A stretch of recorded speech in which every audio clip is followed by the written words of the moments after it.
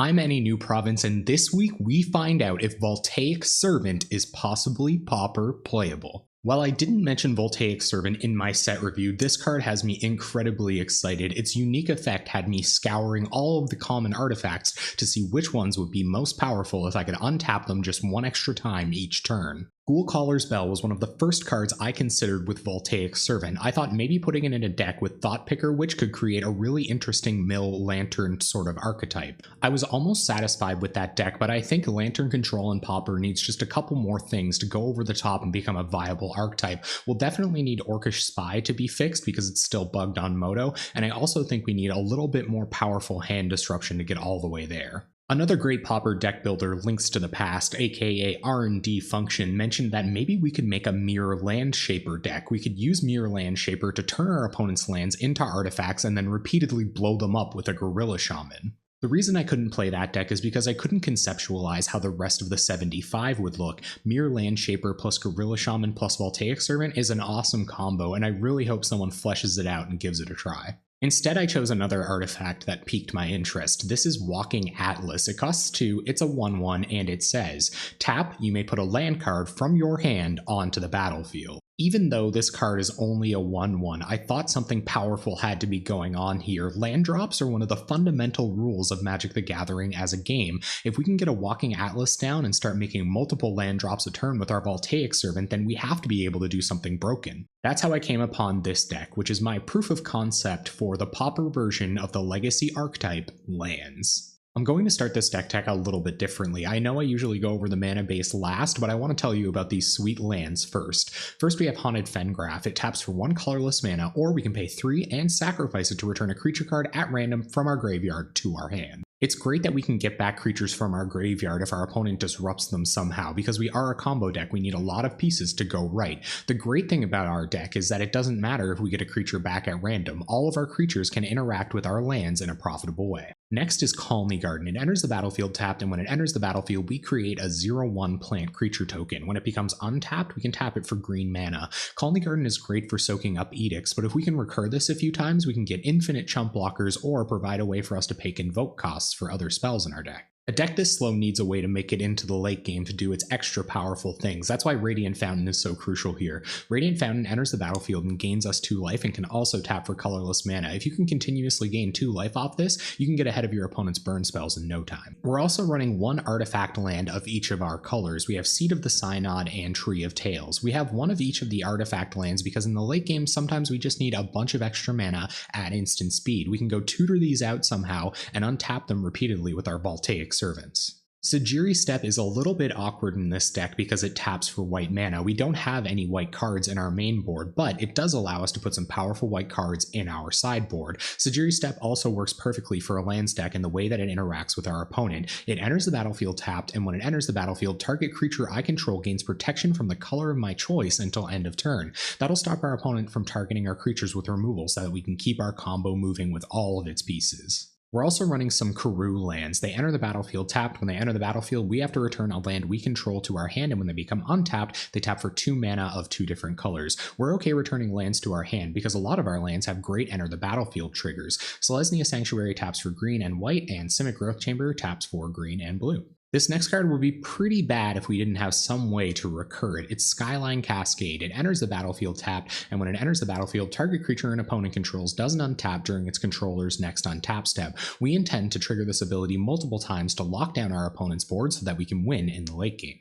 Next, we have Sunscorched Desert. When it enters the battlefield, it deals 1 damage to target player. Ignore that part about planeswalkers. It taps for a colorless. We're actually going to try to recur this land enough times to have it help us win the game. Our last silver bullet tutorable land is Turntimber Grove. It enters the battlefield tapped, and when it enters the battlefield, target creature gets +1/+1 until end of turn. When it becomes untapped, it adds green mana. This is just a contingency plan for those main board electricaries. If we've already used up our Sajiri Step and we can't recur it, Turntimber Gorge can be tutored out to pump up one of our creatures and save them while the rest of the X1s die. Okay, that's a ton of 1-of lands, so how are we going to find all of them? Well, first we have Preordain, one of the most powerful card filtering spells in the Pauper format. It costs 1 blue, it says scry 2, then draw a card. We're also running Expedition maps. It costs 1 mana, you can pay 2, tap it, and sacrifice it to search your library for any of those one-of land cards, reveal it, and then shuffle your library. This is obviously great because it lets us go find exactly the land that we need at any given time. Next, we have the most powerful land tutor in our deck. It's the most powerful because it's instant. I think a lot of the lands that we're playing were meant to only be triggered at sorcery speed. Crop rotation allows us to go around that contingency. We pay 1 green, sacrifice a land, and search our library for any land card and put it onto the battlefield. I've already explained the synergy between Walking Atlas and Voltaic Servant. While it's probably good with most of the land cards we have in our deck, we can make it even better by picking those lands up and playing them again. That's why I've included Oboro Breezecaller. It's a 2 mana 1/1 flyer that lets you pay 2, return a land you control to your hand and untap target land, so it kind of simulates a little bit of ramp at the same time. Jaughty Offshoot isn't necessary for the combo, but I've included it with these creatures because it really helps us continue to survive while we're trying to kill our opponent with something like a Sunscorched Desert. Jaughty Offshoot costs 1 green, it's an 0/3 with Defender, and it says, Landfall. Whenever a land enters the battlefield under your control, you gain 1 life. Our combo isn't super consistent, that's why I've included a way to tutor up any one of the pieces we might need at a given time. This is Muddle the Mixture. It costs blue, and its effect is counter target instant or sorcery spell, which will help us push through pieces if that's what we need to use it for. The most important part about it is that it has the transmutability as well. It costs 1 blue, you can discard this card, search your library for a card with the same converted mana cost as this card, reveal it and put it into your hand, then shuffle your library. We can only transmute as a sorcery, but that's not a big deal because we're usually transmuting for creatures, which we're just going to chuck on the battlefield. My Discord tipped me off on this next card. I needed a mana sink and I also had a way to tutor for it. It seemed like a perfect fit. This is Sprout Swarm. It costs 1 and a green. It's an instant with Convoke, which means your creatures may help you cast this spell. Each creature you tap while casting the spell pays for 1 or 1 mana of that creature's color. It also has buyback too, so we can do it multiple times. You may pay an additional 3 mana as you cast this spell. If you do, put this card into your hand as it resolves. After all of that, its effect is create a 1/1 green Saproling creature token. The rest of our deck is made up of cards that only synergize with the lands theme in a kind of tertiary way, but it's an incredibly powerful late game engine, and I think it's the best way to top out this curve. First is Mnemonic Wall, which costs 4 and a blue for an 0/4 defender. When it enters the battlefield, we return an instant or sorcery card from our graveyard to our hand. We can return any of the instants or sorceries I've gone over so far, but there's a few more compelling options for us. Pulse of Marasa is our first wall target. It costs 2 and a green, it's an instant, and it says, return target creature or land card from a graveyard to its owner's hand. You gain 6 life. Especially with Evolving Wilds and Jaughty Offshoot, this is a massive life swing, but it will also help us recur any other lands that happen to go to our graveyard during the run of a game. We also have the quintessential Mnemonic Wall combo with Ghostly Flicker.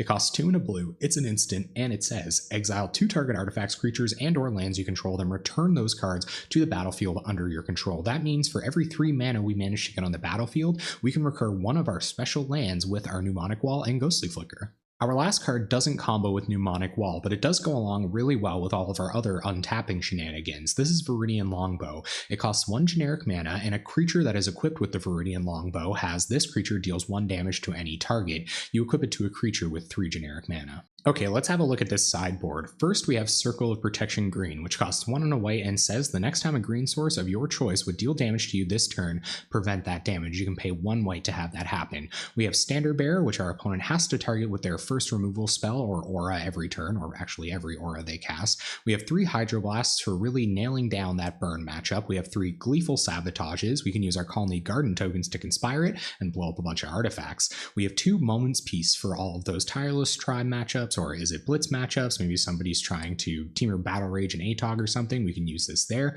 We have 2 Relic of Progenitus for nuking the graveyards and taking down our Tron opponents, and we have 2 Spider Silk Armors so that our 1/1s can reach up and grab those Delvers out of the air. Notably, there's a lot of silver bullets at 2 mana here so that we can tutor them up with Muddle the Mixture at just the right time. And there you have it, my first shot at the Pauper Lands archetype. We're going to take this deck live into a league at twitch.tv/AnyNewProvince on Tuesday night at 7 p.m. Atlantic time. We're there every Tuesday night at that time playing Possibly Pauper Playable decks.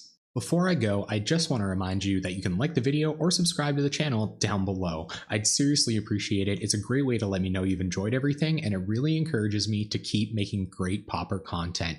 Thanks so much for watching. I hope you enjoyed this deck tech, and hopefully I'll see you on Tuesday night.